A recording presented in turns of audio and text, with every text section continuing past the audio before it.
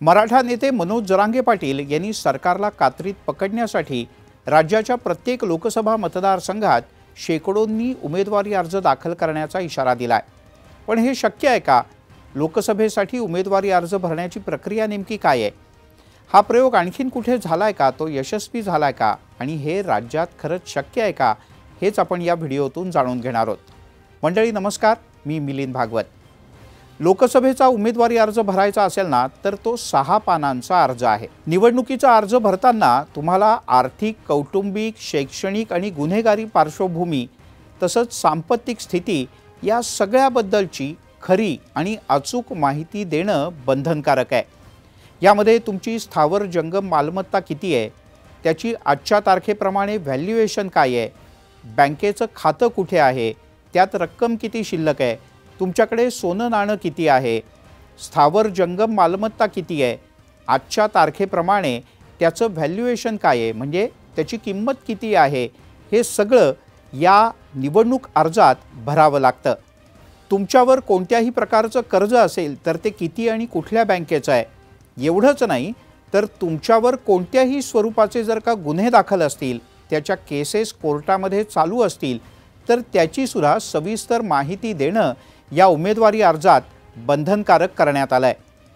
या व्यतिरिक्त तुम्हाला आयकर विवरणपत्र भरावं लागतं म्हणजे इन्कम टॅक्स रिटर्न, त्याची कागदपत्र जोडावी लागतात। वीज, पाणी, टेलिफोन, घरपट्टी अशा कोणत्याही प्रकारची तुमची सरकारी थकबाकी नाही याचं एक ॲफिडेव्हिट आणि त्याचा नाहरकत प्रमाणपत्र सुद्धा जोडावं लागतं।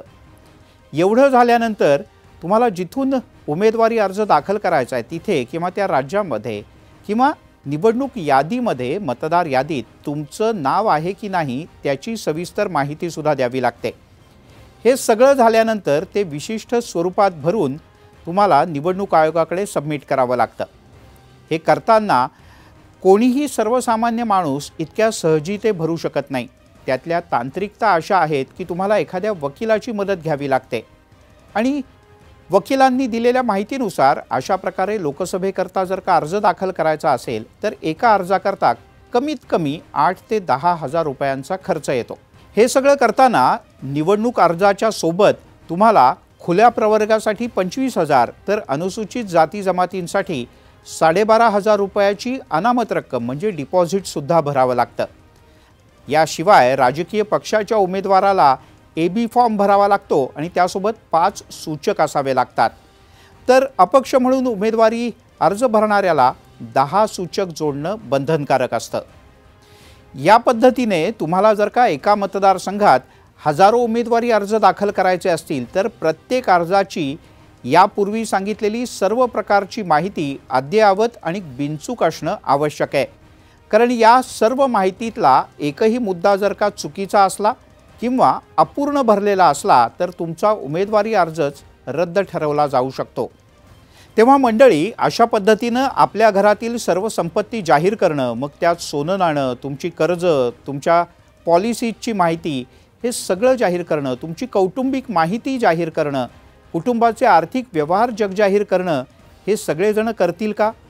जर का स्वतः मनोज जरांगे पाटील यांना निवडणुकीच्या मैदानात उतरायचं असेल तर त्यांना सुद्धा स्वतःबद्दलची ही सर्व प्रकारची माहिती गुन्हेगारी पार्श्वभूमीसह ही जाहीर करावी लागेल, कारण ते बंधनकारक आहे। आणि सरसकटपणे ही सगळी कागदपत्र वेळेत पूर्ण करून पूर्ण क्षमतेनं सादर करणं हे वाटतं तेवढं सोपं नाही। बरं मंडळी, अशा प्रकारचा प्रयोग देशात पहिल्यांदा होतोय का? तर नाही। यापूर्वी तेलंगणात अशा प्रकारचा प्रयोग झाला पण तो यशस्वी झालेला नाही। त्यामुळे कल्पना म्हणून किंवा एक आंदोलन म्हणून हा विचार एक चांगला किंवा छान वाटणारा विचार आहे, पण प्रत्यक्षात हा विचार उतरवणं वाटतं तेवढं सोपं नाही। कारण तुम्ही भरलेली एक चुकीची माहिती सहजीपणे तुमचा निवडणुकीचा अर्ज बाद ठरवू शकते। त्यामुळेच सगळ्या गोष्टी पूर्ण करून एकेका लोकसभेत असे शेकडो उमेदवार उभं करणं बोलायला सोपं असलं तरी प्रत्यक्षात करायला खूप अवघड आहे। पाहूयात पुढच्या काही दिवसात नेमकं काय होतंय ते।